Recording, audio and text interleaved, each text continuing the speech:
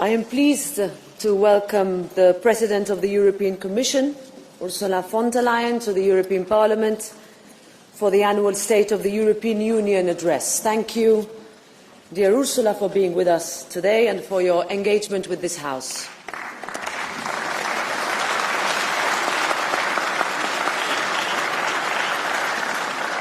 In these unprecedented times, dear colleagues, we need clarity and we need resolve.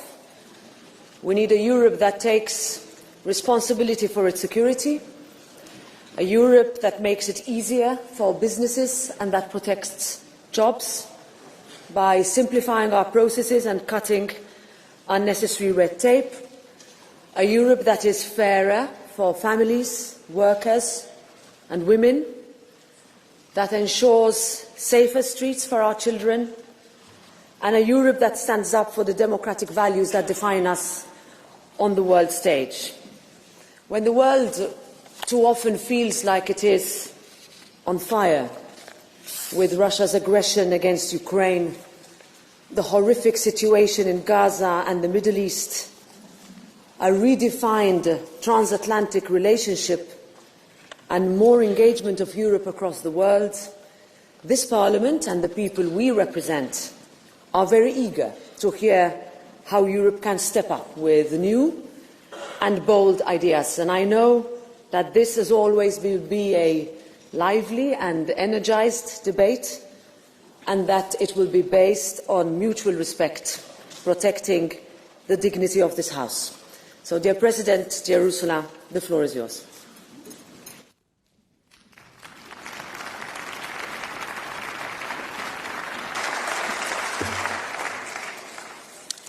Thank you very much, President Metsola, Minister, honourable members.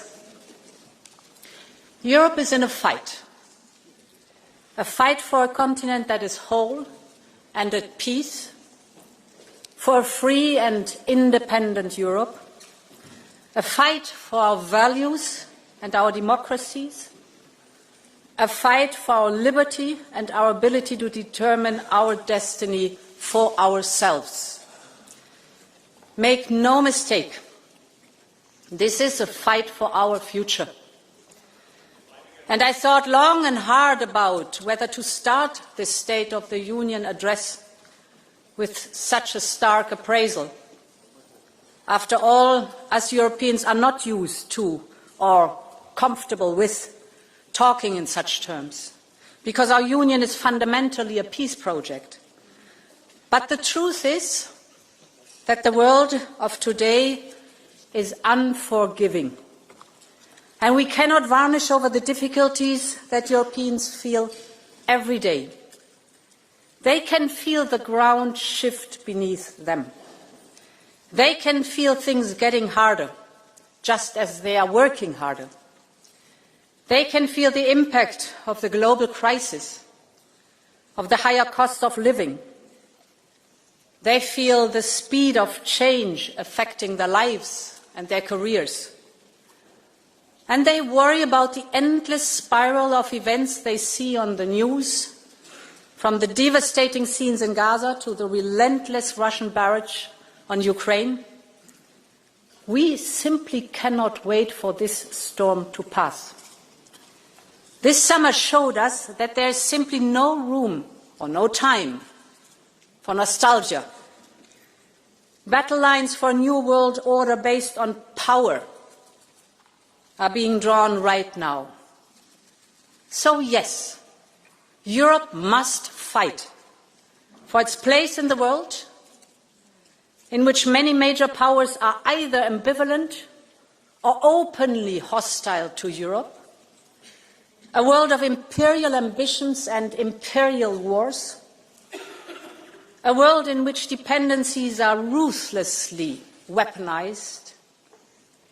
And it is for all these reasons that a new Europe must emerge.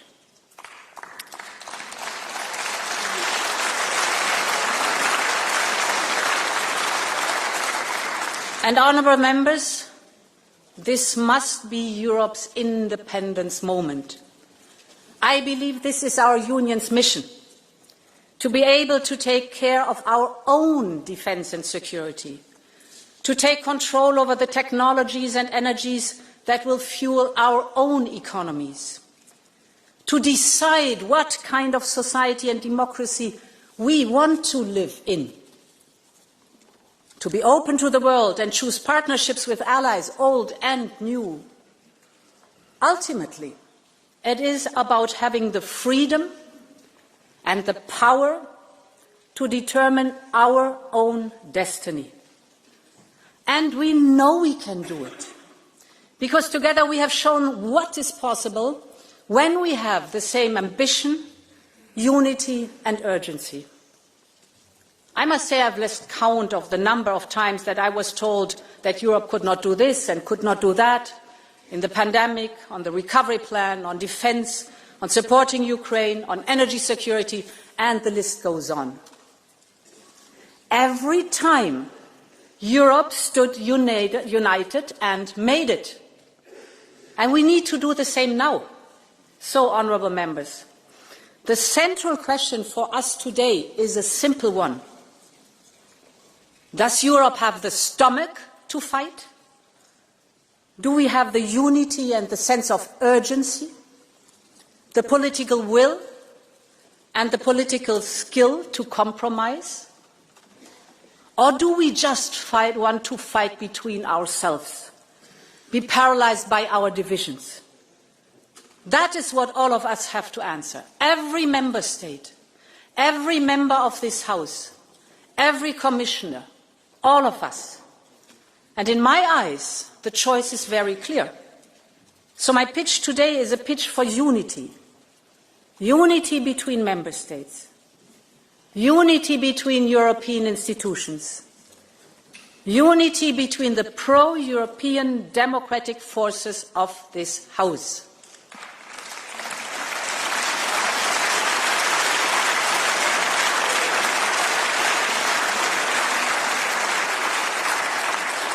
I'm here, and the entire college is here, ready to make this happen with you, ready to strengthen the pro-European democratic majority, because it is the only one that can deliver for Europe. Honourable members, freedom and independence are what the people of Ukraine are fighting for every day. People like Sasha and his grandmother. Sasha was only 11 years old when the Russians attacked. He and his mother sought refuge in a basement in their town in Mariupol. One morning they went out to get some food, and that's when all hell broke loose. A rain of Russian bombs on a civilian neighborhood. All became dark and Sasha felt his face burning. He had shrapnel just below his eyes. In a matter of days, Russian soldiers stormed the city. They took Sasha and his mum to what the Russians called a filtration camp. Then Sasha was taken away. They told him he didn't need his mum. He would go to Russia and have another Russian mother, a Russian passport, a Russian name. They sent him to occupied Donetsk. But Sasha did not give up. On a stop on the way, he asked to borrow a stranger's phone. And he called his grandma, Ludmila, who was living in free Ukraine. Baba, just take me home. She didn't hesitate a second. Her friends told her she was crazy to go, but Ludmila moved mountains to get to him. And with the help of the Ukrainian government, she traveled to Poland, to Lithuania, to Latvia, Russia, and finally into occupied Ukraine. She got Sasha back, and through the same long journey brought him to safety. But their hearts are still broken. Every single day they keep fighting to find Sasha's mom, stuck somewhere by Russia's brutal war. I would like to thank Sasha and Ludmila for allowing me to share their story. I'm honoured that they are here with us today, and honourable members, Please join me in paying tribute to Sasha, to Ludmila, and to Ukraine's relentless fight for freedom. Just stand up. Stand up. Stand up.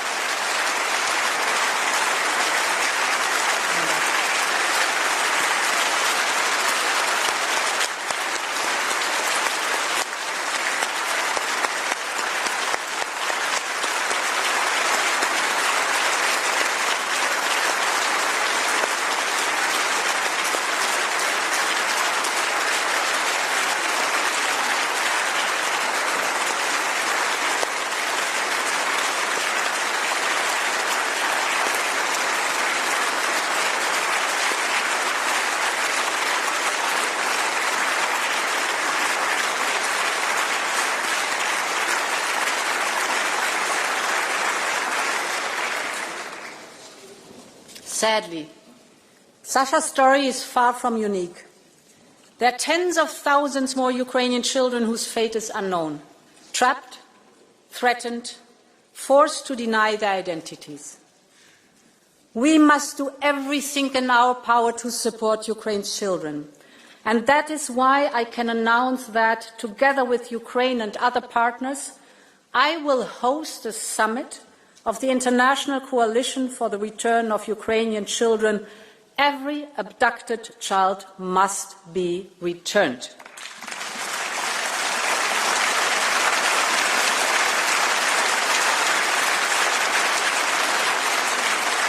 Honourable members, this war needs to end with a just and lasting peace for Ukraine.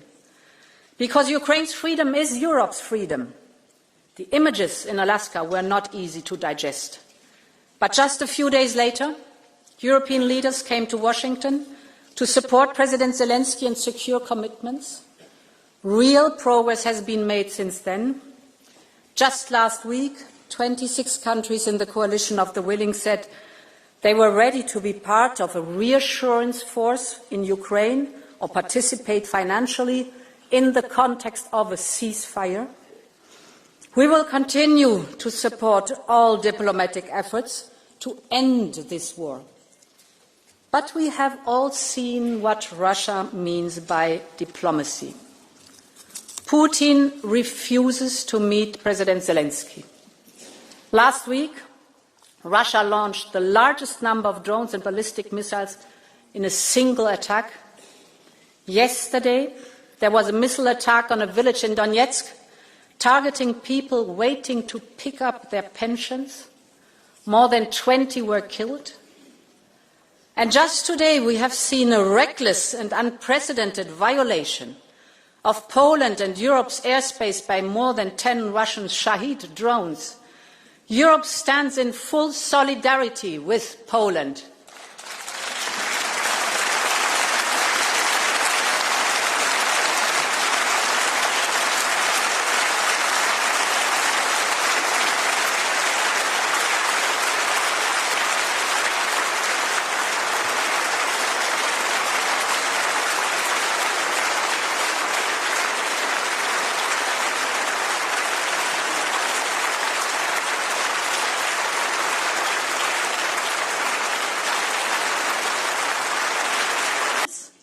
We are now working on the 19th package in coordination with partners.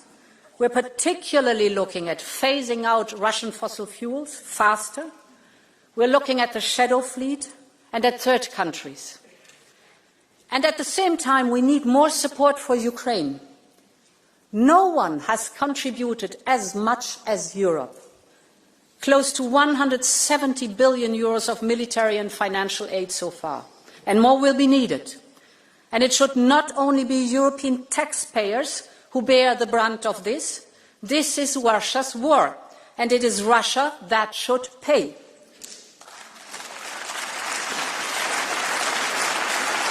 And this is why we need to work urgently on a new solution to finance Ukraine's war response and effort on the basis of the immobilized Russian assets. With the cash balances associated to these Russian assets, We can provide Ukraine with a reparations loan. The assets themselves will not be touched, and the risk will have to be carried collectively. Ukraine will only pay back the loan once Russia pays for the reparations. The money will help Ukrainians already today, but also be crucial in the mid and long term for Ukraine's safety. For example, funding the strong Ukrainian armed forces as the first line of security guarantees. So we will propose a new program. We call it Qualitative Military Edge. It will support investment in the capabilities of the Ukrainian armed forces. Take drones, for example. Before the war, Ukraine had no drones. Today, Ukraine's use of drones, it is Ukraine's use of drones that is accounting for over 2/3 of Russian equipment losses. It is a reminder of the power of human ingenuity in our open societies. But we also know that Russia is catching up fast, supported by the Iranian Shahid drones. And it is seizing the advantage of industrial mass production. Saturday, in one single night, Russia sent 800 drones to Ukraine in one single night. So, ingenuity helped to open a door for Ukraine's defense, but raw industrial might, on the other side, may threaten to sweep it closed. So we can use our industrial strength to support Ukraine to counter this drone warfare. We can help transform Ukrainian ingenuity into battlefield advantage and into joint industrialization. And this is why I can also announce that Europe will front-load 6 billion euros from the ERA loan and enter into a drone alliance with Ukraine. Ukraine has the ingenuity. What it needs now is scale. And together we can provide it so that Ukraine keeps its edge and Europe strengthens its own.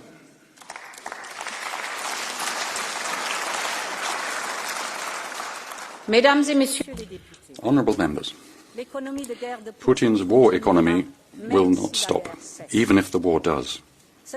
That means Europe must be ready to take responsibility for its own security.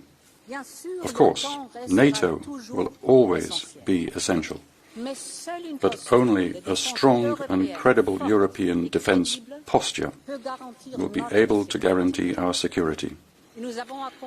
We have made historic progress in recent years to build our European Defence Union. Earlier this year, we launched Readiness 2030, which could unlock up to 800 billion euros of defence investment. This includes the SAFE programme, that is now ready to provide 150 billion euros for joint procurement. 19 member states have already applied. The programme is already at full capacity. That's good news. We are also working to find a way to grant a bonus to those who support Ukraine or buy Ukrainian equipment. This is emergency financial assistance responding to an urgent need. Last week, I saw this for myself when I visited frontline member states.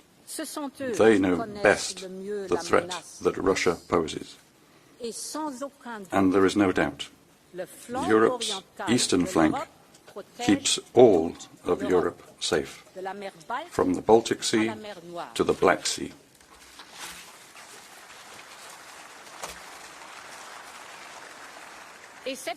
This is why we must invest in supporting it through an Eastern Flank Watch. This means giving Europe independent strategic capabilities. We must invest in real-time space surveillance so that no movement of forces goes unseen. We must heed the call of our Baltic friends and build a drone wall. This is not an abstract ambition, it is the bedrock of credible defence. A European capability developed together, deployed together and sustained together that can respond in real time. One that leaves no ambiguity as to our intentions. Europe will defend every inch of its territory. Ladies and gentlemen.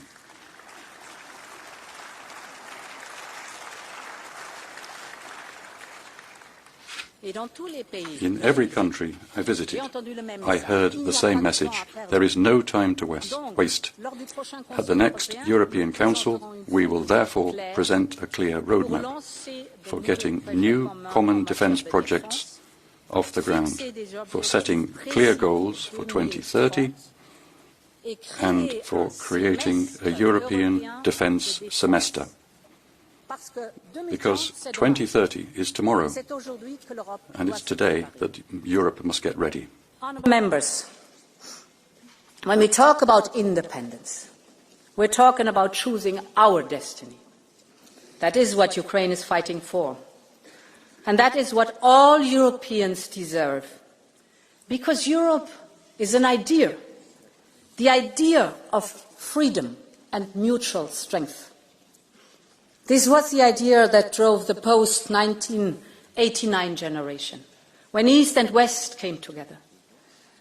And it is as powerful now as it was then. And this is why we are bringing future member states closer to our union, investing, supporting reforms, integrating into the single market. We must keep up the speed on this merits-based process, because only a united, I would even say a reunited Europe can be an independent Europe. A larger and stronger union is a security guarantee for all of us. And because for Ukraine, for Moldova and for the Western Balkans, their futures in our union, let's make the next reunification of Europe happen together.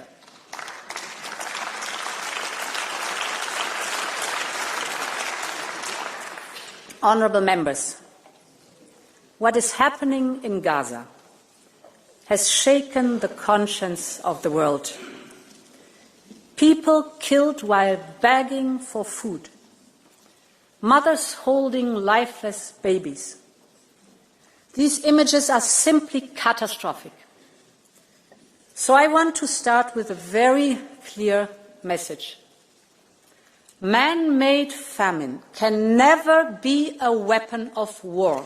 For the sake of the children, for the sake of humanity, this must stop.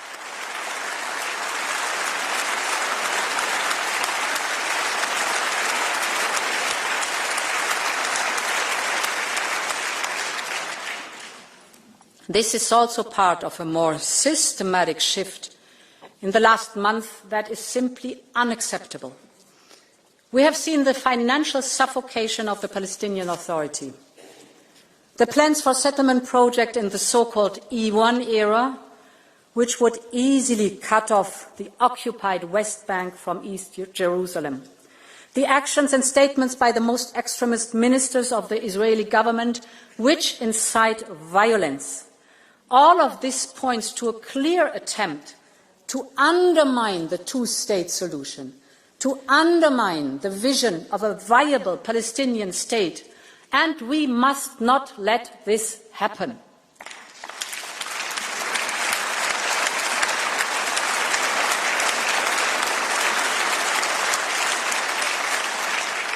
And, honourable member, it truly pains me to say these words, and I know that for many citizens, Europe's inability to agree on a common way forward is equally painful. They are asking how much worse things must get before there is unity in response. I understand, because what is happening in Gaza is unacceptable, and because Europe must lead the way, just as it has done before. Our financial support and humanitarian aid far outweigh that of any other partner. Our commitment to a viable Palestinian Authority is keeping the two-state solution alive, and we must urge others to urgently step up too, both in the region and beyond. But, of course, Europe needs to do more. Many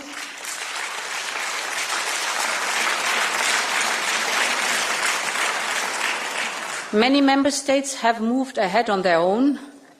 On our side, we proposed to suspend parts of our Horizon funding, but this is stuck without a majority. We must overcome this. We cannot afford to be paralysed. And this is why I will propose a package of measures to carve out a way forward. First, the Commission will do all that it can do on its own. We will put our bilateral support to Israel on hold. We will stop all payments in these areas without affecting our work with Israeli civil society or Yad Vashem. Second, we will make 2 further proposals to the Council. We will propose sanctions on the extremist ministers and on violent settlers.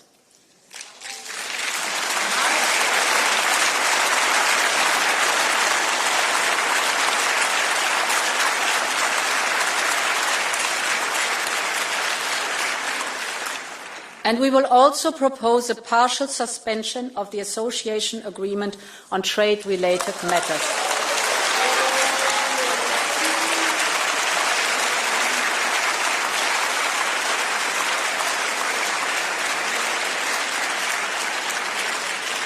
I am aware it will be difficult to find majorities.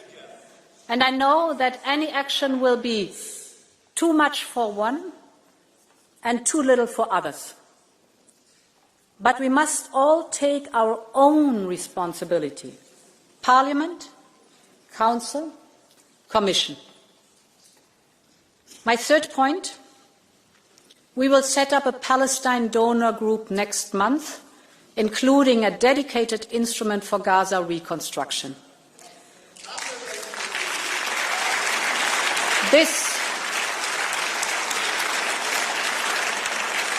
This will be an international effort with regional partners, and it will build on the momentum of the New York conference organised by France and Saudi Arabia. Honourable members, I am a long-standing friend of the people of Israel. I know how much the atrocious attacks on October 7th by Hamas terrorists shook the nation to its core. The hostages have now been held captive by Hamas terrorists for more than 700 days since October 7th. That is 700 days of pain and suffering. There can never be any place for Hamas, neither now nor in future, because they are terrorists who want to destroy Israel. They are also inflicting terror on their own people, keeping their future hostage. Europe's goal has always been the same: real security for Israel and a safe present and future for all Palestinians.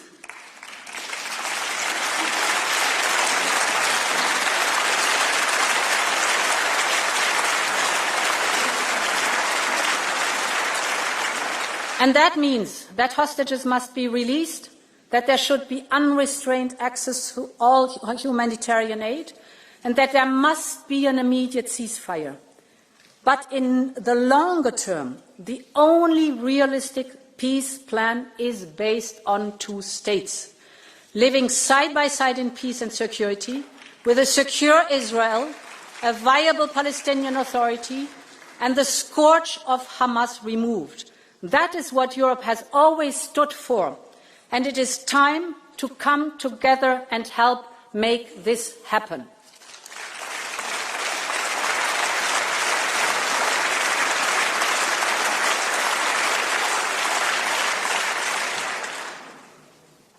Honourable members, the transition is now hard. I want to speak about competitiveness. I know, but this is a State of the Union, and competitiveness is a central piece of our European Union.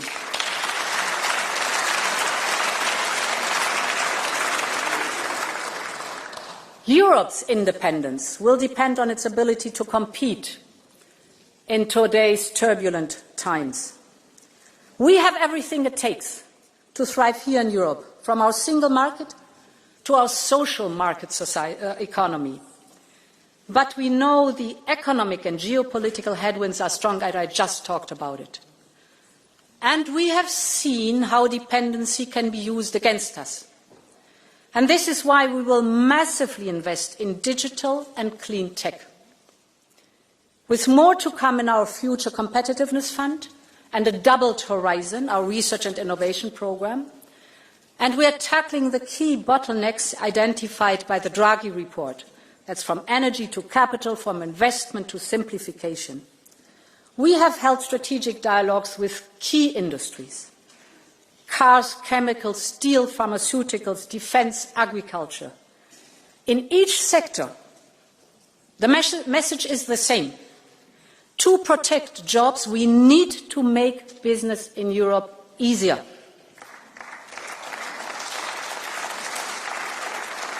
A digital euro, for example, will make it easier for companies and consumers alike. And the omnibuses we have put on the table so far will make a real difference. Less paperwork, less overlaps, less complex rules. Our proposal will cut 8 billion euros per year. 8 billion cut of bureaucratic costs for European companies. And further omnibuses are on their way, for example, on military mobility or on the digital. For innovative companies, we are preparing the so-called 28th regime and speeding up the work on the Savings and Investment Union. Because we have many high-potential startups in key technologies like quantum, AI and biotech, but as they grow, the limited availability of risk capital forces them to turn to foreign investors. And this is wealth and jobs going elsewhere. And it jeopardizes our tech sovereignty. This is why the Commission will partner with private investors on a multi-billion euro Scale-up Europe fund. It will help make major investments in young, fast-growing companies in critical tech areas, because we want the best of Europe to choose Europe. And, honourable members, our greatest asset is the single market. But we all know it remains unfinished. The IMF estimates that the internal barriers within the single market are equivalent to a 45% tariff on goods and even a 100% tariff on services. Just think of what we are missing out on. And as underscored by the Letter report, the single market remains incomplete, mostly in 3 domains: finance, energy and telecommunications. So we need clear political deadlines. And this is why I will present a single market roadmap to 2028 on capital, on services, on energy, on telecoms, on the 28th regime, and the 5th, freedom for knowledge and innovation. Because we all know the old saying, only what gets measured gets done. Honourable members, this will also support our investment in the technologies that will fuel our economy, clean and digital. Take artificial intelligence. A European AI is essential for our future independence. It will help power our industry and our societies, be it healthcare or be it defence, you name it. So, we will focus on the first key building blocks. That's from the Cloud and AI Development Act to the Quantum Sandbox. We are massively investing in the European AI gigafactories, because these gigafactories support our innovative startups so that these startups can train, develop and deploy their models, their next generation AI models in these gigafactories. And when we called on the private sector to join forces with us, the response was overwhelming. Later today, I will meet CEOs from some of the largest European tech companies. They will hand over their European AI and tech declaration, and this is their commitment to invest in Europe's tech sovereignty, and I'm absolutely grateful for that. This is the way it should go in the European Union. And we must also take the same approach on clean tech, from steel to batteries. Europe's clean tech sector must stay in Europe, and we have to take urgent action. With the Clean Industrial Deal, we have identified the main hurdles that slow down these sectors. So now we need to speed up with the implementation, because investors, of course, want to know that if they invest, there will be a demand for clean European products on the other hand. And this is why lead markets must be at the heart of our action, to spark a virtuous cycle where both supply and demand go up and prices go down. On the supply side, we will launch a battery booster package.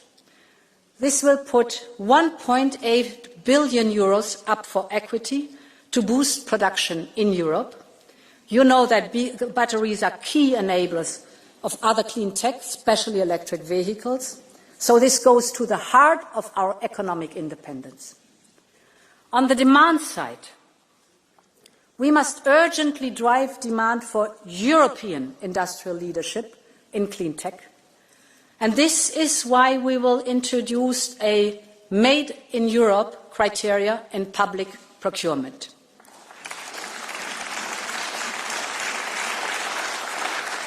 And when we invest in Global Gateway, for example, we set strong incentives for partners to buy European. I'm convinced the future of clean tech will continue to be made in Europe. But for that, we also need to make sure that our industry has the materials here in Europe. And the only answer here is creating a truly circular economy. So, we must move fast on the Circular Economy Act and move ahead in those sectors that are ready. And finally, we need to keep the speed.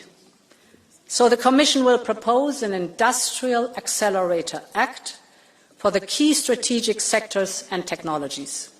In sum, when it comes to digital and clean tech, we have to be faster, smarter, and we have to be more European.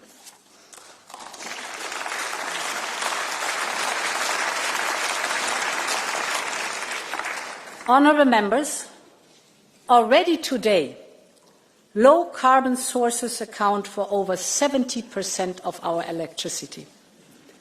We are global leaders in clean tech patents, better than the United States, racing with China. When it comes to venture capital for clean tech, we are catching up with the United States and way ahead of China. We're firmly on track to achieve our 2030 targets to cut emissions by at least 55%. This is the power of the European Green Deal, and we must stay the course on our climate and environmental goals. This is a must, honourable members.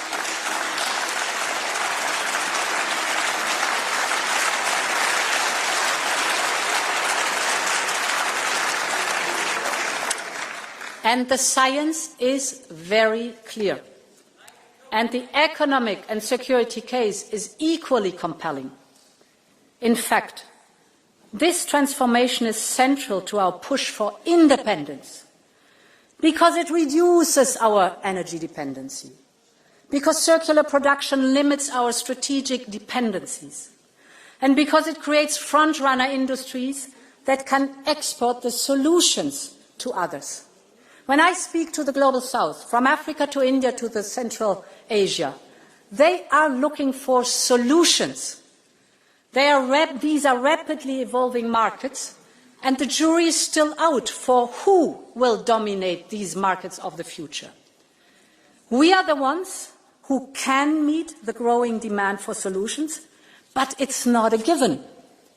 And this is why the Commission proposed the 2040 targets, 10 years after the Paris Agreement. I know that many people are concerned about the scale of what is needed and what is ahead. And that is why the transition must support people, it must strengthen industry. This also means massive boosting of public and private investment, creating lead markets for circular and clean products. That delivers jobs and that delivers investment in Europe. Ensuring a just transition for all, for example, with a social climate fund, and securing the global level playing field, notably by promoting carbon pricing. Europe must protect its industries. They are doing the right thing to decarbonize, and they should be rewarded and incentivized. We otherwise risk relying again on imports to Europe, imports for the steel that our car makers need, or imports for the fertilizer that our farmers need. And that means we would be at the mercy of price, volume and quality that others are willing and able to provide. Take steel and other metals. Global overcapacity is squeezing margins and leaving little incentives to pay a clean premium. So this makes it harder for Europe's steel industry to invest in decarbonisation. That is why the Commission will propose a new long-term trade instrument to succeed the expiring steel safeguards. Europe will always remain open. We like competition, but we will always protect our industry from unfair competition.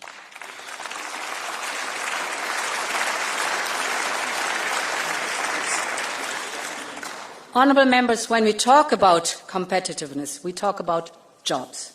We're talking about people and their livelihood. So the bottom line is that workers must be empowered if we are to have a competitive economy. And that is why we will propose a Quality Jobs Act to ensure that modern employment keeps pace with the modern economy.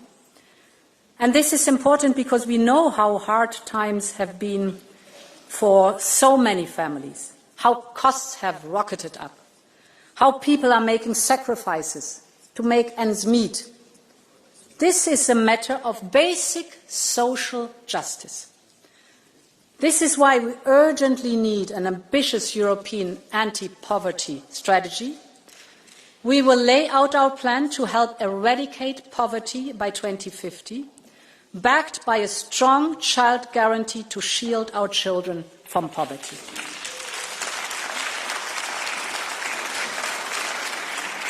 And we will also put forward a series of packages on affordability and the cost of living. Allow me to give you 4 telling examples. The first is energy. When the energy costs rise, it is not just a number on the bill. It is every single part of people's life that is affected. So at the height of the energy crisis in the last years, Europe acted.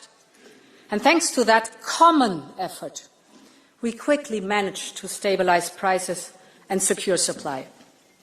We are now on the path to energy independence. But energy bills are still a real source of anxiety for millions of Europeans, and costs are still structurally too high for industry. We know what drove prices up. That was dependency on Russian fossil fuels. So it's time to get rid of dirty Russian fossil fuels completely.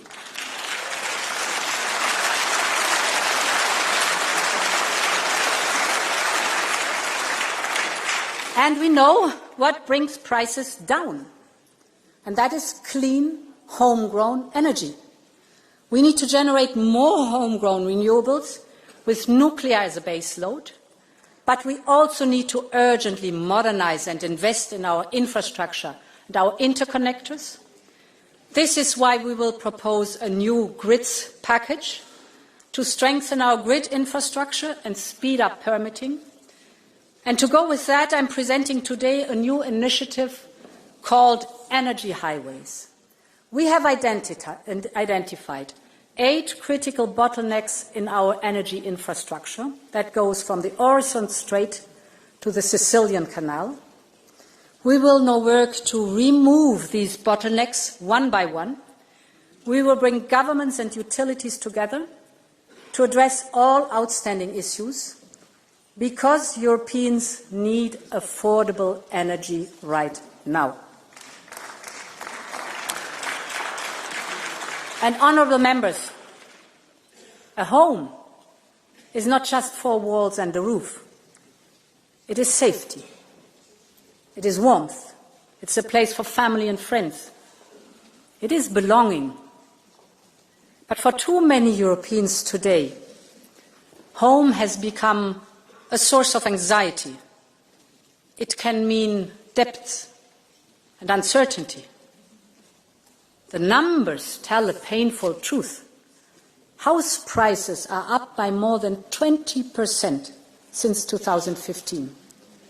Building permits down by over 20% in 5 years. This is more than a housing crisis. This is a social crisis. It tears Europe's social fabric. It weakens our cohesion, and it also threatens our competitiveness. Nurses, teachers and firemen cannot afford to live where they serve. Students drop out because they cannot pay the rent. Young people delay starting families. This is why still this year, after receiving your input, we will present the first ever European affordable housing plan to make housing more affordable, more sustainable and of better quality. It will be a European effort anchored in local realities. We need a radical overhaul of the way we tackle this issue. We need to revise our state aid rules to enable housing support measures. We need to make it much easier to build new houses and student residences. And we will also propose a legal initiative on short-term rentals to tackle the remaining issues. So we need all of society, all lawmakers, all stakeholders to come together. And in this spirit, we will convene the first European Housing Summit to ensure it is at the top of our agenda. Honourable Member, housing is a dignity. It is about fairness. It is about Europe's future. 8 years ago, the European Pillar of Social Rights made housing a social right in Europe. So it's time to turn this promise now into reality. The third example I would like to highlight is cars. Cars are the pillar of our economy and industry. They are our European pride. Millions of jobs depend on it. Earlier this year, we gave the sector more flexibility to reach their 2025 targets. This is working. And with respect for technology neutrality, we are now preparing the 2035 review. Millions of Europeans want to buy affordable European cars. So we should invest in small, affordable cars, both for the European market, but also to meet the surge that we see in the global demand. And this is why we will propose to work with industry on a new small affordable car initiative. I believe Europe should have its own e-car. E for environmental, clean, efficient and lightweight. E for economical, affordable for people. E for European, built here in Europe with European supply chains. Because we cannot let China and others conquer this market. No matter what, we all know the future will be electric, and Europe will be a part of it. The future of cars and the cars of the future must be made here in Europe.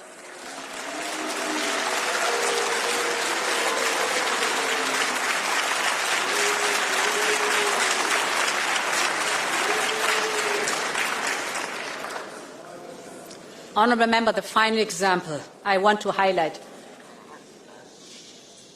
is linked to food.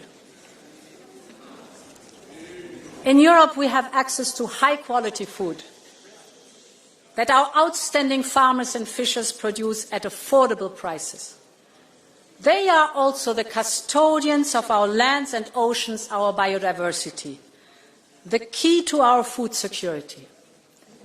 But they are facing headwinds from high input costs to red tape or unfair competition.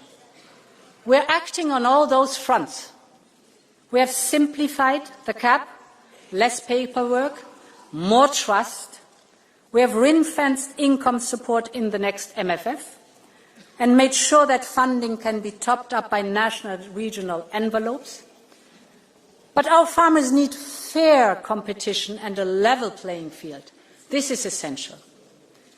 And this is why we have robust safeguards in our trade deal with Mercosur, backed up by funding if compensation is needed. We also need to strengthen the position of farmers in the food chain. For too long, their hard work has not paid off as it should. Farmers have a right to a fair price for their food and a fair profit for their families. We will therefore review the implementation of our unfair trading practices legislation and take action wherever it is needed. And I can announce today that we will boost our promotion budget to launch a new Buy European Food campaign, because we can proudly say that our European food is the best in the world.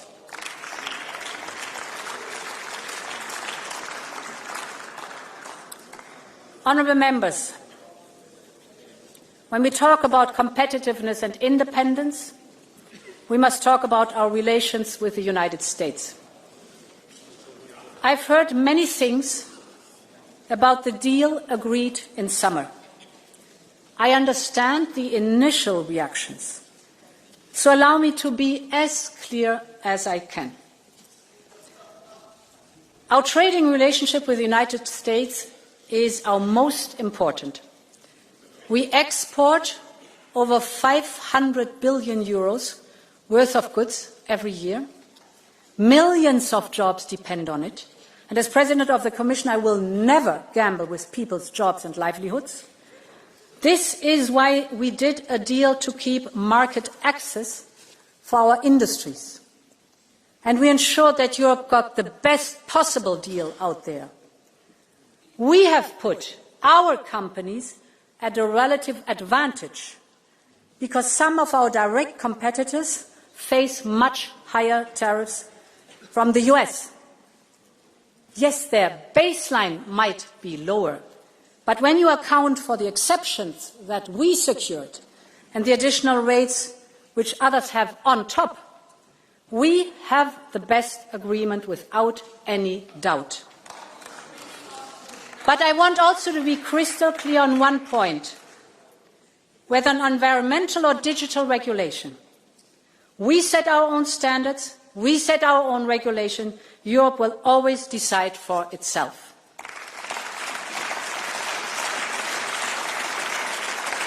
And honourable members, I do not believe in tariffs. Tariffs are taxes. But the deal provides crucial stability in our relations with the United States at a time of grave global insecurity. Think of the repercussions of a full-fledged trade war with the United States. Picture the chaos, and then put that image next to the one from China just last week. China flanked by the leaders from Russia and North Korea. Putin gloating about how Russia-China relations are at an unprecedented high. None of this is a great surprise, but it reflects the changing landscape, and it creates two imperatives for Europe's independence push and its place in the world. The first is that we need to double down on diversification and on partnerships. 80% of our trade is with countries other than the United States. So we need to capitalize now on these new opportunities. And at a time where the global trading system is crumbling, we're securing the global rules through bilateral agreements, like Mexico, like Mercosur, or finalizing negotiations on a historic deal with India by the end of the year. We will also build a coalition of like-minded countries to reform the global trading system, like with the CPTPP countries, because trade allows us to strengthen our supply chains, open our markets, reduce dependencies. Ultimately, it is about enhancing our economic security. The world wants to choose Europe, and we need to do business with the world. My second imperative is for Europe to step up where others have stepped away. Take research. Science has no passport, no gender, no ethnicity, and no political colour. It is one of the most valuable global goods. And this is why the Commission announced the Choose Europe package of €500 million to attract and retain the best scientists and researchers. And Europe must also take the lead on global health. We are on the brink, if not even at the start, of another global health crisis. And as a medical doctor by training, I'm appalled by the disinformation that threatens global progress on everything from measles to polio.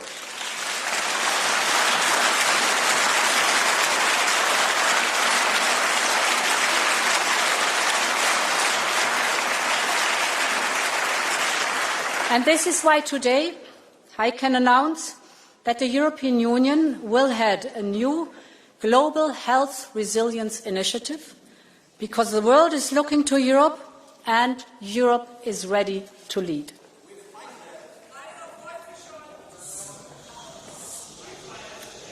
Honourable members, Europe's independence is about protecting our freedoms. And this is very important, because these freedoms, this shouting side of the House should listen very carefully.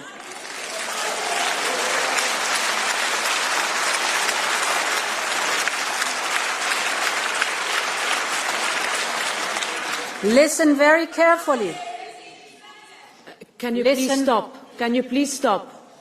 Please. Listen very carefully about the freedoms, the freedom to decide, the freedom to speak out, to move around the whole continent, the freedom to vote, to love, to pray, to live in a union of equality. Our democracy and the rule of law are the guarantors of those freedoms.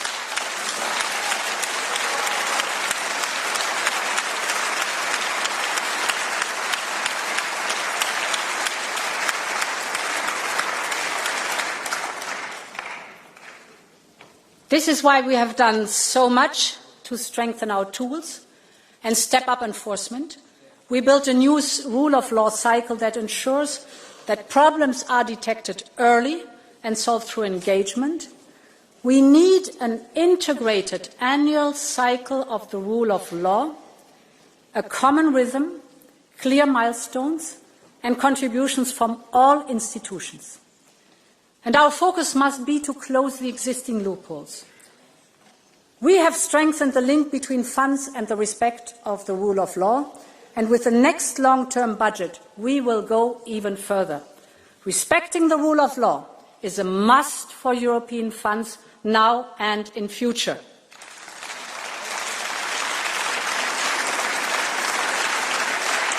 And honourable members, the rise in information manipulation and disinformation, as we hear, is dividing our societies. It is not only eroding trust in the truth, but also in democracy itself. This is why we urgently need the European Democracy Shield. We need more capacity to monitor and detect information manipulation and disinformation.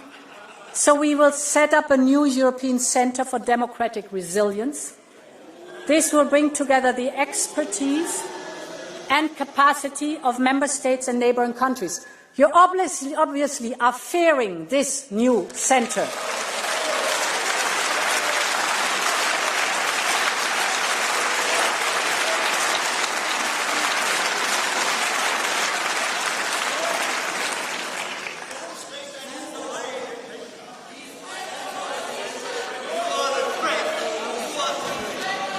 Okay, I understand that shouting has become a little bit of a tradition. Can you listen, please, to this discussion, and then you'll have the time to speak?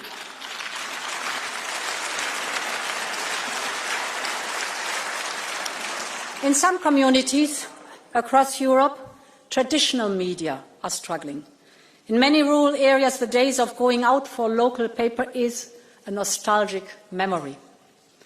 This has created many news deserts where disinformation thrives, and this is so dangerous for our democracy, because informed citizens who can trust what they read and hear are essential to keep those in power accountable. And when independent media is dismantled or neutralized, our ability to monitor corruption and preserve democracy is severely weakened. This is why the first step, listen careful, this is why the first step in an autocrat's playbook is always to capture independent media, because this enables backsliding and corruption to happen in the dark. So we need to do more to protect our media and our independent press. And this is why we will launch a new media resilience programme. And this media resilience programme will support independent journalism and media literacy, but we also need to invest to address some of the root causes of this threat.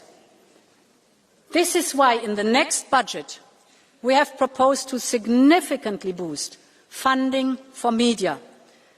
We also need to enable private equity. We will therefore use our tools to support independent and local media.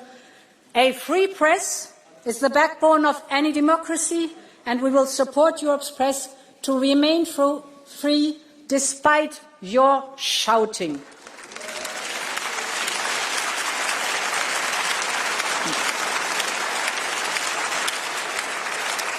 Honourable members, another important point. Okay, Ms. Schneider, please. We have been very fair and understanding, but this is your last warning. Shouting again and you leave the chamber.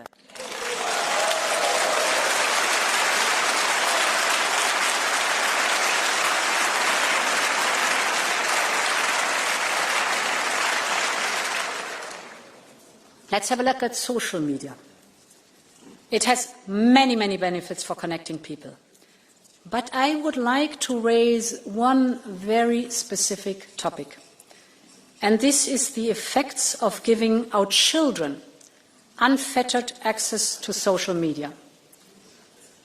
As a mother of 7 and a grandmother of 4, I feel the anxiety of parents who are doing their best to keep their children safe. These parents worry that when their children pick up a phone, they could be exposed to the wide-ranging dangers simply with a scroll. Online bullying, adult content, promoting self-harm, and algorithms that prey on children's vulnerabilities with the explicit purpose of creating addictions. Too often, mums and dads feel powerless and helpless, that they are drowning against the tsunami of big tech flooding their family homes. I strongly believe that parents, not algorithms, should be raising our children. And their voice must be heard. This is why today I'm here to tell you that I'm listening. Just as in my days, we as a society taught our children that they could not smoke, drink, or watch adult content until a certain age. I believe it is time we consider doing the same for social media. Our friends in Australia are pioneering a social media restriction. I'm watching the implementation of their policy closely to see what next steps we can take here in Europe. I will commission a panel of experts to advise me by the end of this year on the best approach for Europe. We'll approach this carefully and listen to everyone. And in all of this work, we will be guided by the need to empower parents and to build a safer Europe for our children. Because when it comes to kids' safety online, Europe believes in parents and not in profits.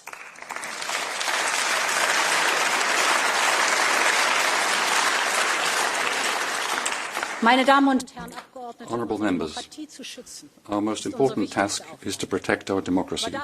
But to do so, we must also show that democracy offers solutions to people's legitimate concerns, and nowhere is that more evident in the context of migration.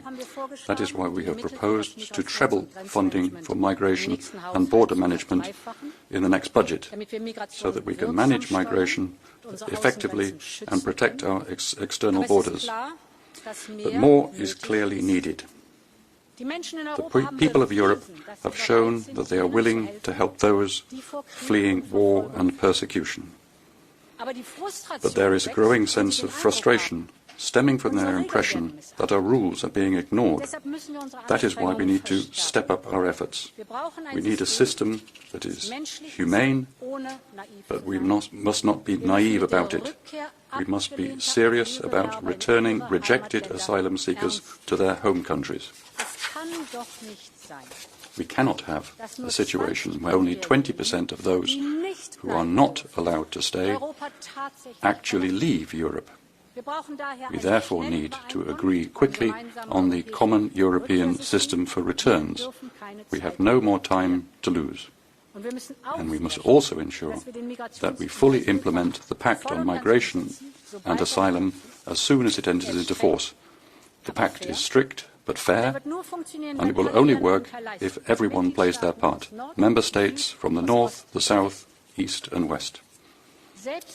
Of course, we will always fulfill our international obligations. We've done it in the past, we're doing it today, and we'll do it in the future. But we in Europe must be the ones to decide who comes to us and in what circumstances, not the people smugglers and traffickers. The smugglers and traffickers are making millions and millions with their cynical, false and fatal promises. That is why we must break their business model. It is true that the numbers are falling, but too many people are still trying to cross the border illegally and dying on the way. We must work together with social media platforms to put an end to the online organisation and advertising of smuggling operations. We must work more closely with airlines, especially on problematic routes, such as those to Belarus. And it is only by going after the money that we will be able to track down the criminal networks and cut off their sources of funding. And we need a new system of sanctions specifically targeted at people smugglers and traffickers, to freeze their assets, to restrict their ability to move around, to cut off their profits. People smuggling is a horrible, criminal business, and no smuggler or trafficker should be allowed to get away with it in Europe.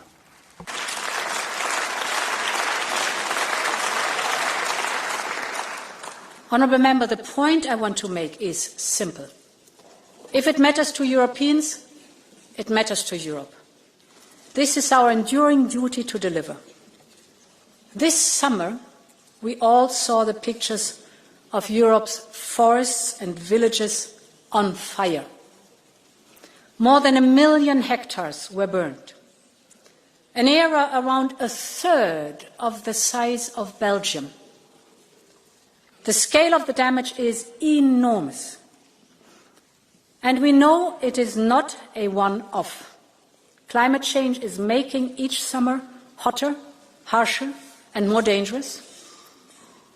And this is why we have to radically step up our efforts into climate resilience and adaptations and nature-based solutions. But we must also give ourselves the tools to respond. And this is why we will propose to create a new European firefighting hub based in Cyprus, which could also support our regional neighbours. We know the difference our civil protection mechanism can make. Just over the summer, 760 brave Europeans were sent to all corners of Europe, literally running towards the flames. And I would like to conclude my speech with a tribute to them. The firefighters, the pilots, the crews, everyone stepped up. And I would like to tell you the story of a group of 20 Greek rangers. They are specialists in taming the fiercest of forest fires. When the fires erupted in the Asturias region, Spain called Europe for help. And Greece answered the call. The flames were so vast, the smoke could be seen from space. But for 5 days, these 20 Greek rangers stood shoulder to shoulder with their Spanish colleagues. As the flames swept closer to the village of Genestoso, they fought day and night to contain the inferno. And in the end, together, they tamed the fire and the village was saved. And honourable members, it is such an honour to welcome one of these heroes today. The leader of the Greek team, Lieutenant Nikolaos Paisios. Lieutenant, dear Nikolaos, your courage is an inspiration to all of us.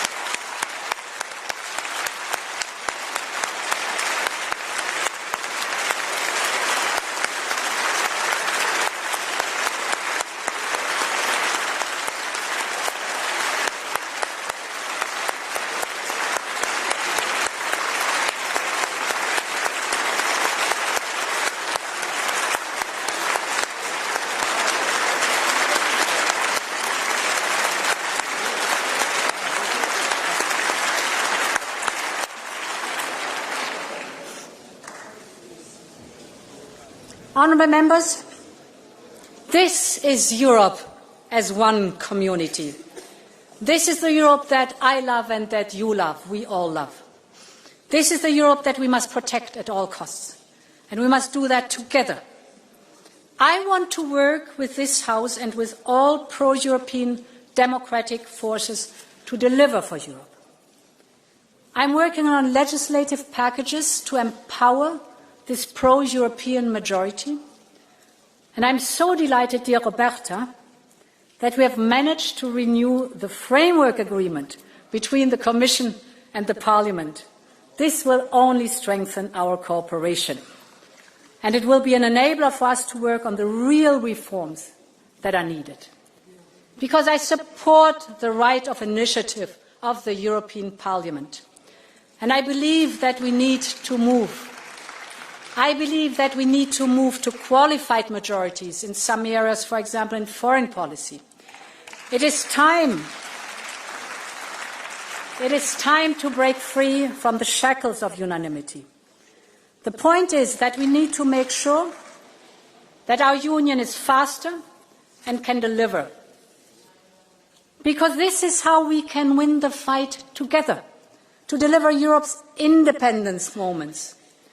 And let's remember that we have always had to fight for our freedoms, for the generation that fought hard and hand in hand across our continent, to the underground press that kept the flame of freedom alive across Central and Eastern Europe during the Cold War, or the forest brothers in the Baltics who resisted Soviet oppression at every turn. This struggle, this fight, is deeply ingrained in who we are as Europeans. 80 years ago, our continent was hell on earth. 40 years ago, our continent was divided by a wall. But on each occasion, Europeans decided to fight for a better future, to make itself whole and to make the whole strong. And that is what I will strive for every single day with you, honourable members. Long live Europe. Thank you so much.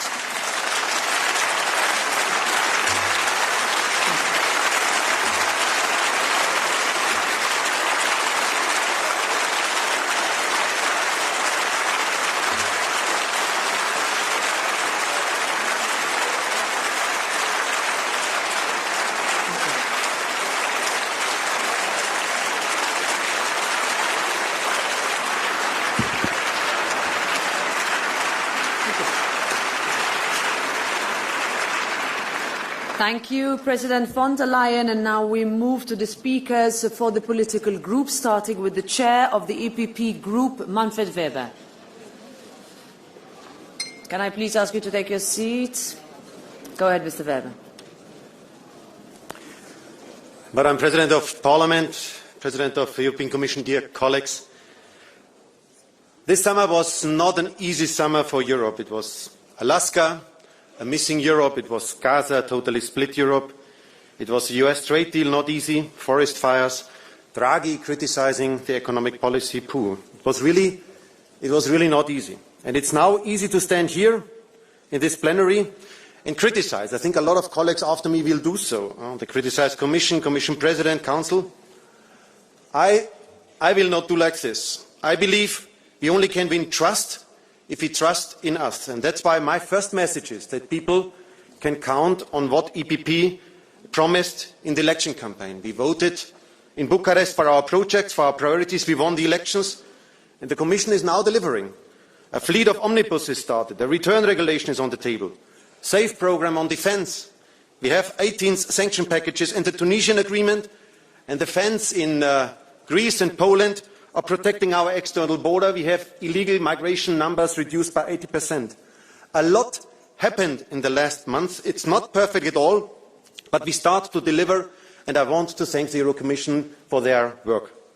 We are attacked as EPP from the left that we are too right, from the right extreme that we are too left, but I tell you, we will seriously and decisively continue to deliver. Content, content, content. That's what counts for EPP. Autumn, dear friends, will be a moment of truth for us now in the Parliament. The legislation arrives on our desk, and the guiding principle for us is responsibility. And that's why we will support the US trade agreement. I understood that in the Inter Committee a lot of colleagues criticised. EPP was the only group who supported the outcome of Scotland. I don't like to have 50% tariffs. I would like to talk about 0%, about TTIP. It was opposed by the left in these times when we discussed it. But what is the alternative to Scotland? A trade war with the US? Responsibility means also to stand here and say yes to Mercosur, with the proper safeguards for our farmers. We want to have more of these further agreements with Mexico, already presented, India, Indonesia. We have partners who still believe in a rule-based trade order in the world. Mercosur is for us an anti-Trump agreement to show that rule-based approach works. And if we refuse Mercosur, we push South America to China. I know defending Mercosur is not popular, but it's responsible and it is honest to tell it to the people. And speaking about jobs, last year we lost around 90,000 jobs in the European car industry. 90,000 families. We speak as EPP with trade unions. We speak with the CEOs from the car sector, and everybody tells us we need an ambitious climate approach, but also a realistic one. In this moment of time, whole industries in Europe are dying. That's a reality on the ground. We support an ambitious climate approach for 2050, no doubt about this. But we need a technologically neutral approach. Nuclear energy, combustion engine, and we have to screen the legislation on practicability. That is what we have to do, and we have to do it fast. Dear friends, more single market, more flagship projects, more investments, more digital. We all agreed in this House on the Draghi agenda. And now Draghi is asking us, what are you waiting for in this moment of time? Socialists, I have to say, voted in the Ample Committee against the omnibus, for the rejection of the omnibus proposals. And I listened that also, Irache, you said publicly that socialists take the US trade agreement into question.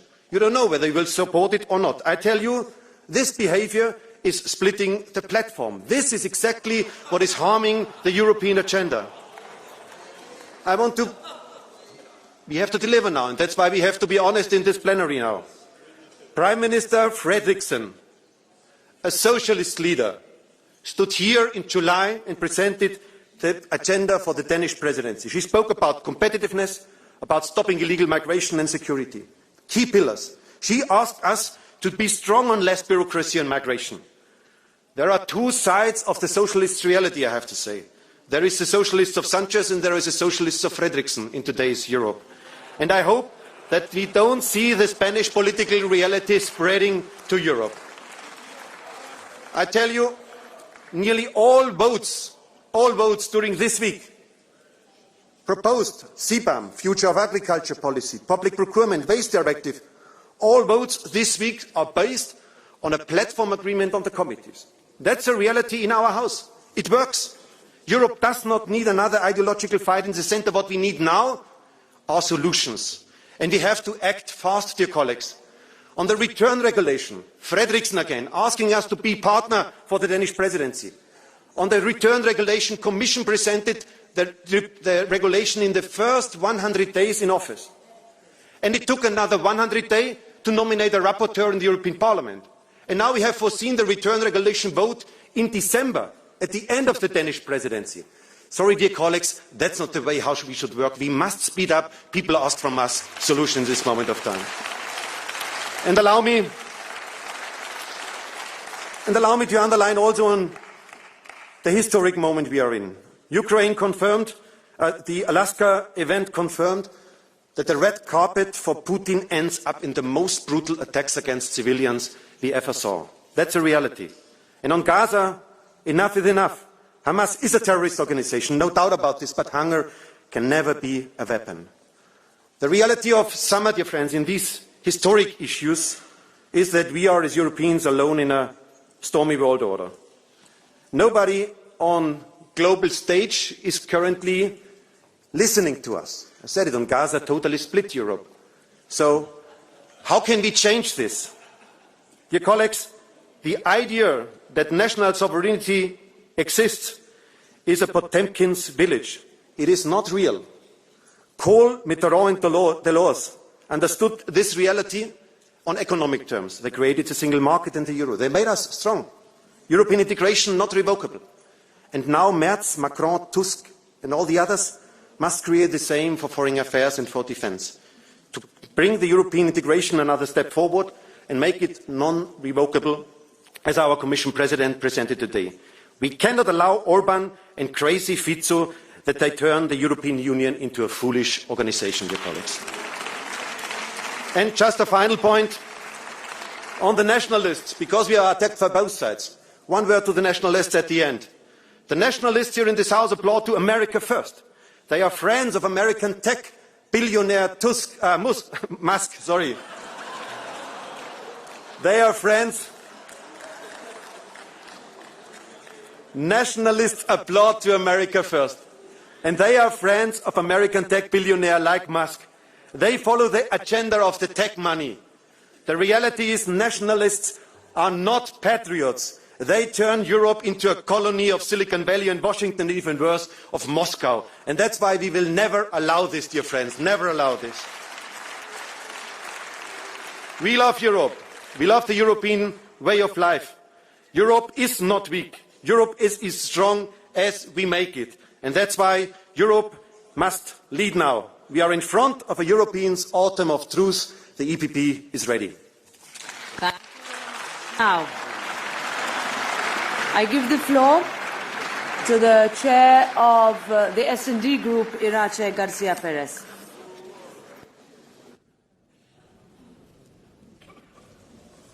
Gracias, Presidenta. Thank you, Madam President. President von der Leyen. President von der Leyen, sorry, terribly sorry, but here it has been made very clear who your main enemy is, Mr. Weber and the European People's Party. You did your best. You did what you could today to try to bring a work programme to us here today for all pro-European forces to rally together behind it. You did your best, but now you can see who is responsible for the European alliance and platform not working in this House. And that problem has a name, Manfred Weber and European People's Party.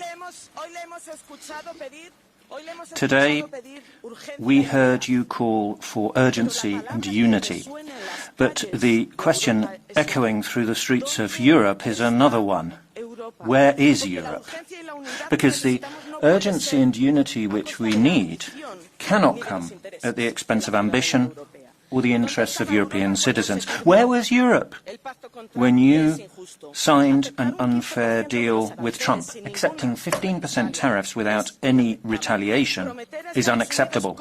Promising the US hundreds of billions of euros of oil and gas purchases and defence investment without the authority to do so is an abuse of power. You went to Scotland to bury the Draghi and Letta reports and our strategic autonomy under a golf course. Let me remind you where you should be investing. Here in Europe, €800 billion a year in common debt to finance the green transition, digital transformation, defence and the social model. Our position is clear. We will amend the agreement. We will demand that US producers comply with the same standards that we require in the Union. Because farmers cannot be the losers in your pact with Trump. And if Trump continues his trade war against our digital laws, we must activate the anti-coercion instrument. Ms von der Leyen, where is Europe when Gaza is dying every day? More than 64,000 Palestinians killed, 2 million displaced, homes, hospitals and schools razed to the ground, famine used as a weapon of war, children machine-gunned while searching for food. I would have liked to invite Ignaz Bayath here today, a Palestinian child, or one of the families of a Palestinian journalist who has been killed, and those of children killed looking for food, because behind every individual story, Salma, Rahim, Mohammed, the list goes on. There are thousands and thousands of children whose voices we will never hear again. They died in a massacre perpetrated by the Israeli government. We have waited too long. We heard your proposals. We heard your presentation of proposals that we should withdraw from the agreement. We call for a complete break with the agreement. We welcome those steps, but they come too late. So many lives have been lost. We have to keep up the work. Trump and Netanyahu were talking about building a tourist resort. We need our own alternative, a Gaza facility, because if Gaza dies, the soul of Europe dies with Gaza. Stop the genocide in Gaza. Where was Europe? You made announcements about Ukraine. You talked about what you'll do in relation to Russia. What about the €200 billion in frozen Russian assets for reconstruction in Ukraine?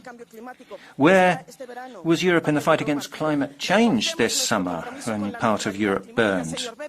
Let us strengthen our commitment to climate neutrality. Mr. Weber, how are we going to have industry, companies, entrepreneurs on a territory which is being devastated by the results of climate change? We need a European affordable housing plan, paid internships for young people, a package of quality jobs and achievements for women. All these challenges require a budget to match. Ms. von der Leyen, Mr. Weber, to conclude. responsibility does not mean jettisoning our values and interests. Responsibility means not making deals with the far right, not seeking allies in the far right, with those who want to destroy Europe. Social democracy has always been and will always be at the heart of a European project, with responsibility and without in any way abdicating responsibilities to take decisions. Peace over war, justice over genocide, climate action over denial, democracy over autocracy, equality over discrimination. That is the Europe our citizens deserve, and that is the Europe we will never give up. Thank you. I now give the floor to the chair of the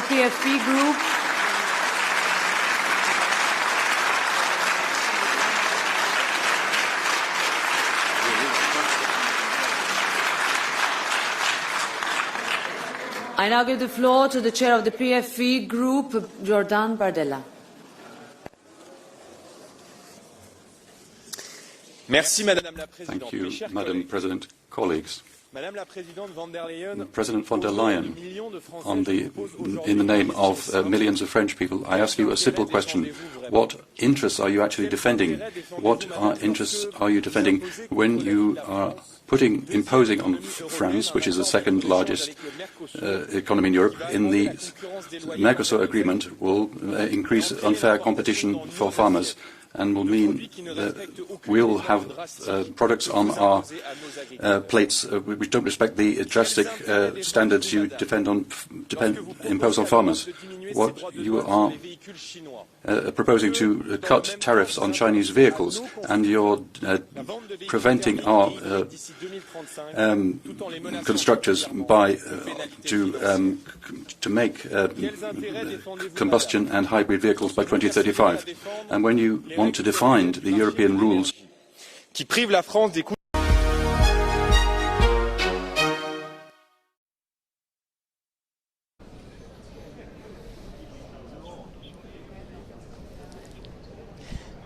Good morning. It is Wednesday, the 10th of September. You're live here with this on Euronews, watching live coverage of the annual State of the European Union speech. I'm Maeve McMahon and I'm joined here by Stefan Kobe. And we're debriefing the speech for you. What was a rather long speech, taking place, of course, for the first time in the second mandate of the European Commission President Ursula von der Leyen. The last State of the European Union speech she gave back in 2023, so that was more of a campaign speech, listing thousands of plans and ideas she had in order to fix Europe. But today, there was a different tone, right, Stefan? We're living in very different times, and there's an urgent vibe in that plenary today. Yeah, well, and at the same time, it was vintage Ursula von der Leyen. I think she was projecting poise. She was calm. She proved that she is in command of the issues. And there were some emotional moments. For example, when she introduced a young teenager from Ukraine and his grandmother who survived the war, and he was being abducted by Russian forces. So that was one of the highlights, I would say. Now it was like a football game. You're thrilled, you're excited, and then the speech started. She started strong, and then it was very long, and it kind of petered out at the end. She mentioned things like wildfires and the quality of food and kids on social media, etc. But I think the strongest moments were right at the beginning, when she talked about Ukraine, when she talked about Gaza and competitiveness of Europe. So if you only watched the first half of the speech, I think you got the most important points. That's probably enough. And you have to remember, this speech is not for viewers out there, really, even though, of course, we're playing it for you live here on Euronews. It's more for the European Parliament. It's a way for the European parliamentarians, MEPs, the 720 of them, to have their say, vent their frustration on what is working and what is not. And it is worth pointing out that Ursula von der Leyen, the European Commission President, didn't have much time to prepare this speech. She said, according to one of her close sources, she had a long and brutal summer. It was busy. She spent the end of July over in Scotland, signing off on that trade deal, of course, that the majority of the MEPs dislike. She also then had to look at those images of Vladimir Putin and Donald Trump, which she said in the speech this morning were very difficult to digest. She also then found herself in the White House, accompanying President Zelensky of Ukraine when speaking to Donald Trump about ending the war. So there is a sense of urgency, and that's why she started that speech this morning, saying we're in a fight. In the European Union, we're in a fight for our future. Well, before we were asking ourselves, would she go after her critics, her internal critics in Brussels and Strasbourg?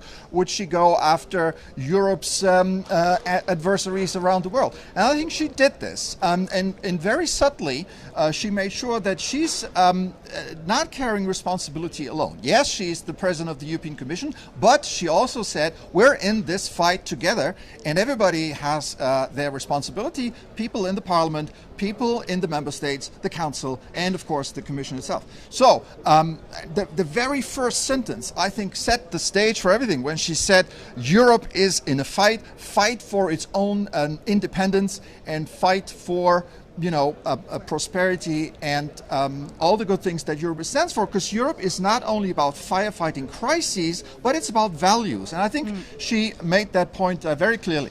Well, of course, as I said earlier, this speech was all about addressing MEPs, members of the European Parliament, and we're pleased to be joined by Chloe Riddell, who is a French socialist. Very interesting time as well to be, pop in the middle here. Thank you. Very interesting time as well in France, given you have the Block Everything strike taking place today. But first, let's talk about that speech, that State of the Union annual speech. How did she do, in your view? Well, she tried to, convince our group, the S&D group, to comfort us.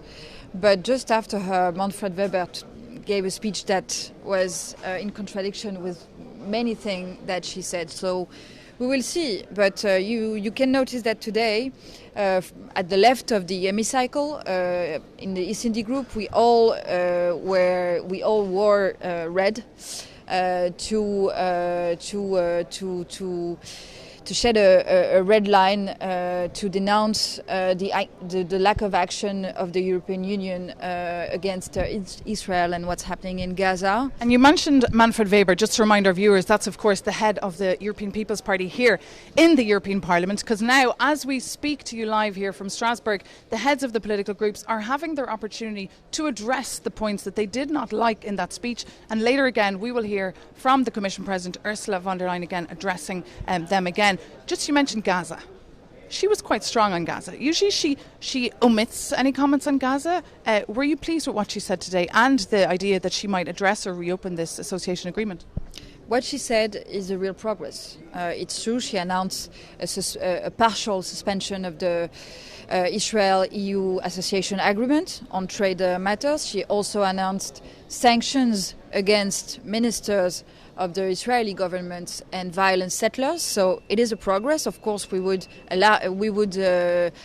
like for a total suspension of the Israeli-EU association agreement. We would also like to see an embargo on the arm exportation.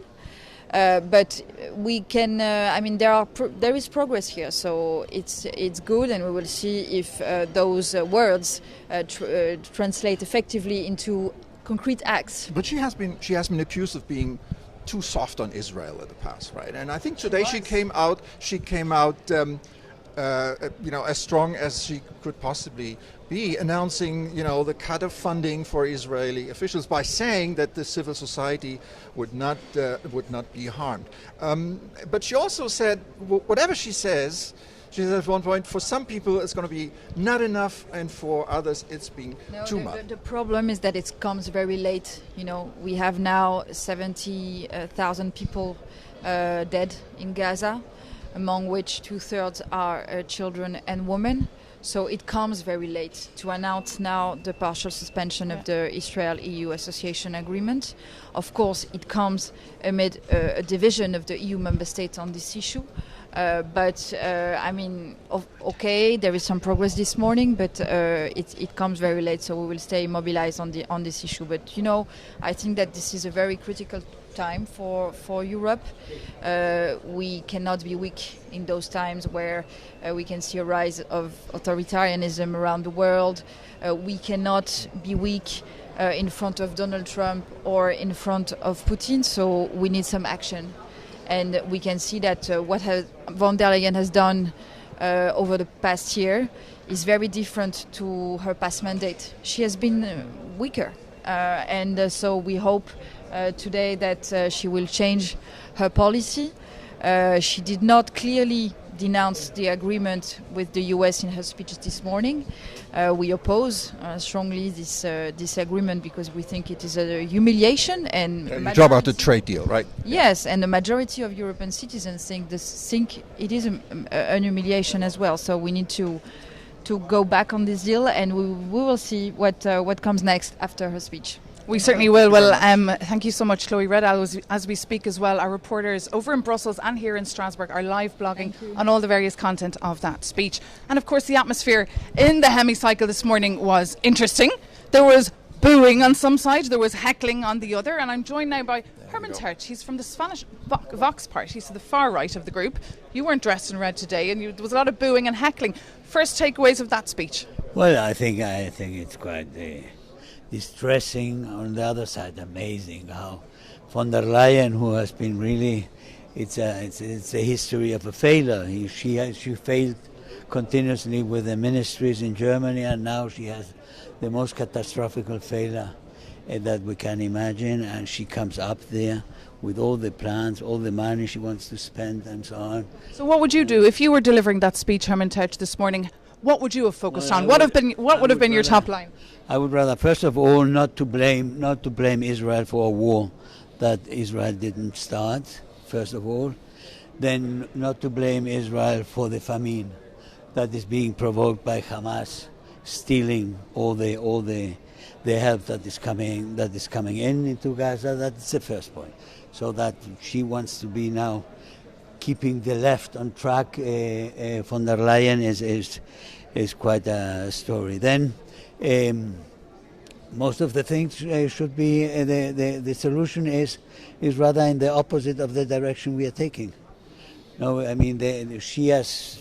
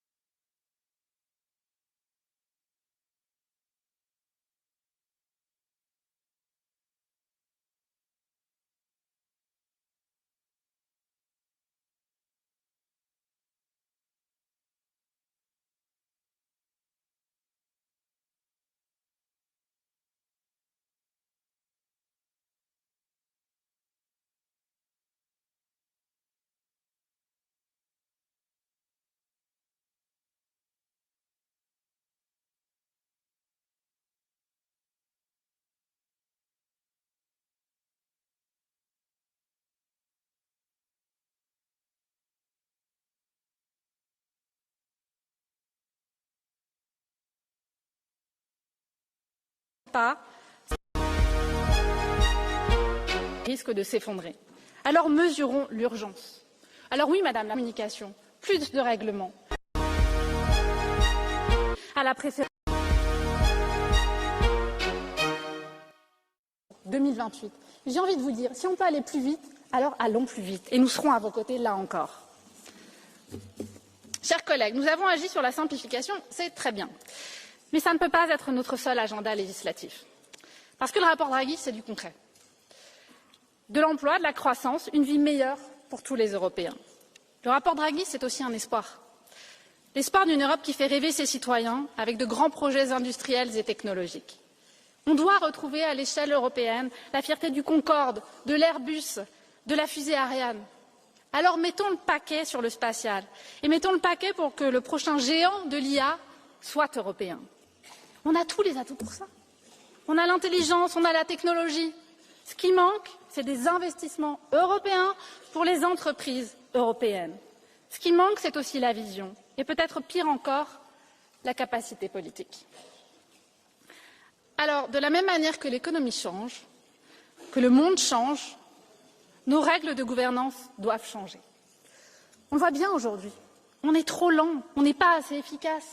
On a des institutions immatures au service d'un projet politique inabouti. Ce qu'il faut, c'est un Big Bang institutionnel. Et je vous le dis, les réformes institutionnelles, ce n'est pas pour nous faire plaisir. C'est simplement...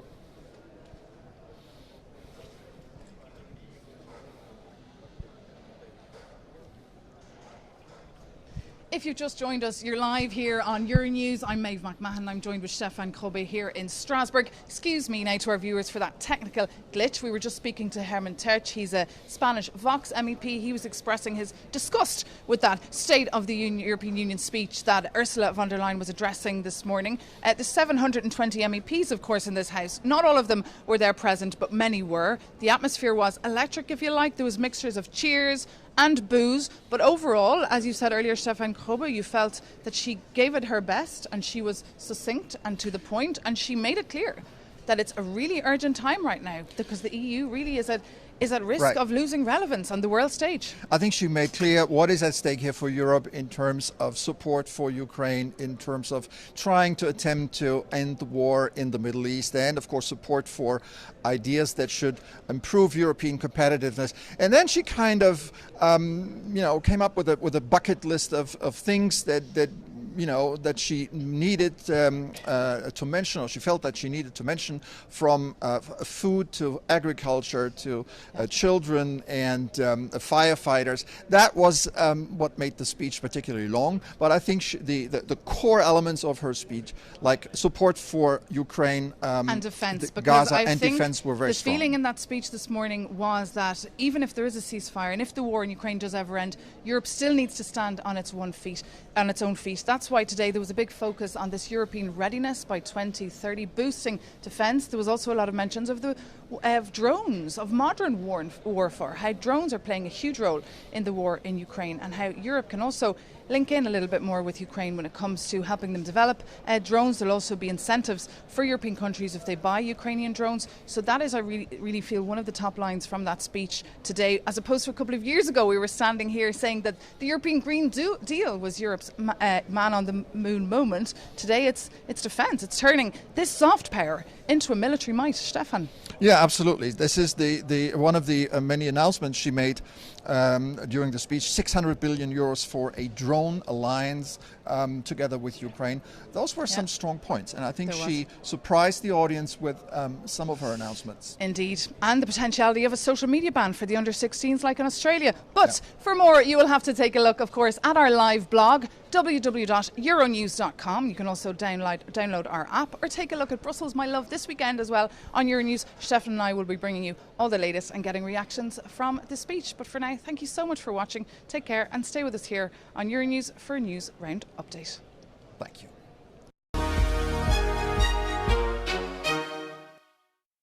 Condemning Israel's strike on the Qatari capital of Doha on Tuesday, despite growing condemnation from international leaders.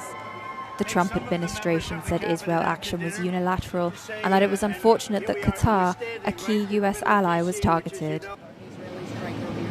Well, I'm not thrilled. I'm not thrilled about it.